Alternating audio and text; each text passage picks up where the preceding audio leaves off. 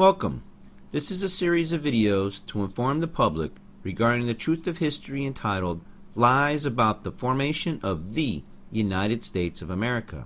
This is lesson number 4, Perceived Peace, April 26, 1783 through January 14, 1784, written by the Union States Assembly historian, and the video is presented by Union States Assembly. This information can be found on the Union States Assembly website at www.unionstatesassembly.org. We will be doing a brief introduction of some of the basic facts you have not been taught about the formation of the United States of America by the public and private fool systems, which is where Americans get brainwashed and are told lies. In this lesson, we will be looking at several documents, which are the Journals of the Continental Congress and the Definitive Treaty of Peace. These documents can be found on our website as well as the Library of Congress. It is important to produce these documents in order to prove the truth of what Union States Assembly is presenting. Without such, this could be just another one of those internet speculation videos which many people believe as being true but provide no proof of such claims. We will also be looking at morals and dogma of the ancient and accepted Scottish rite of Freemasonry, or just simply morals and dogma. Why? We need to try and understand who these founders or framers were. Many were Freemasons. Let's get started. On April 26, 1783, in an address to the states, Congress declares the Articles of Confederation and Perpetual Union and the Confederation that was formed to be the greatest trust ever confided to a political society. See the Journals of the Continental Congress, Volume 24, pages 277 through 283. Besides being an international treaty and compact between 13 sovereign and independent states or nations, the founders also created a trust for the benefit of the sovereign states and thereby the sovereign people populating them. When we look at the governments today, they are all corporations. Creating a trust for the benefits of the states or nations and thereby the people thereof is quite a refreshing and wonderful thing to contemplate. However, the owners of all the capital-lettered United States rule today, and that is not a wonderful thing to contemplate. In fact, that is the reason for these lessons, that is, to see if we can find out where things went wrong. On December 13, 1783, Congress meets in Annapolis, Maryland, and has presented the definitive treaty of peace between Great Britain and the United States of America, which was signed September 10, 1783 in Paris, France. See the Journals of the Continental Congress, Volume 25, page 812. On January 14, 1784, with 9 states being present, Congress unanimously ratifies the peace treaty. See the Journals of the Continental Congress, Volume 26, pages 22 through 31. The World War is now officially over. Yes, it was a world war, and not just a war between the United States of America and Great Britain. However, unmentioned in the debates of this treaty is no provision for the King of Great Britain to actually cede land to the United States of America, as had been the principle of past treaties among sovereigns. See Treaty of Paris 1763, and how the King of France cedes lands to the victor, the King of Great Britain. Word trickery is used, such as relinquishes all claims to the government, propriety and territorial rights of the same, and every part thereof, but there is no mention of ceding the land and giving a allodial title to the Americans, again as was the practice in previous treaties. Thus, the states and Americans are now sovereign but own no title to any land. Can you believe that?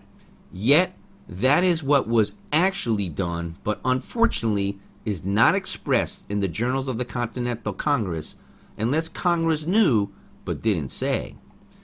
Now is the time to get into a brief discussion regarding Freemasonry, as all 3 American representatives that signed this peace treaty were Freemasons, as were many other delegates, etc. The exact numbers or percentages of Freemasons in Congress and the state legislatures may never be known, but what is known shows it to be a substantial amount. Now is the time to review some of the items previously mentioned that said they would be explained later. Although Albert Pike lived 100 years after the forming of the Confederation known as the United States of America, his writing exposes the teachings of Freemasonry of his times and previous times. In his book Morals and Dogma, which at one time was given to Masons achieving the 32nd degree, there are several quotes on how the higher rank Freemasons are to act. Masonry, like all the religions, all the mysteries, Hermeticism, and alchemy, conceals its secrets from all except the adepts and sages or the elect, and uses false explanations and misinterpretations of its symbols to mislead those who deserve only to be misled, to conceal the truth, which it calls light, from them, and to draw them away from it. See pages 104 through 105. Part of the symbols are displayed there to the initiate, but he is intentionally misled by false interpretations. It is not intended he shall understand them, but it is intended that he shall imagine he understands them. See page 819. There must always be a commonplace interpretation for the mass of initiates of the symbols that are eloquent to the adepts. See page 819. And the adept are 33 degree and above Freemasons. What the above shows is that Freemasons will not only deceive the public, but other lower-ranking Freemasons too. Knowing how Freemasons were involved in creating the Confederation might give one the impression that the whole revolution thing was a deliberate act according to Masonic teachings, and that it did not occur spontaneously, or that some evil things is or are involved for some nefarious reason or reasons. Also, if one knows something about numerology, then one will understand why there are 13 colonies involved and not 12 or 14. Also, if one knows something about astrology, then one will know why things occurred on July 4 as they did and not on some other date.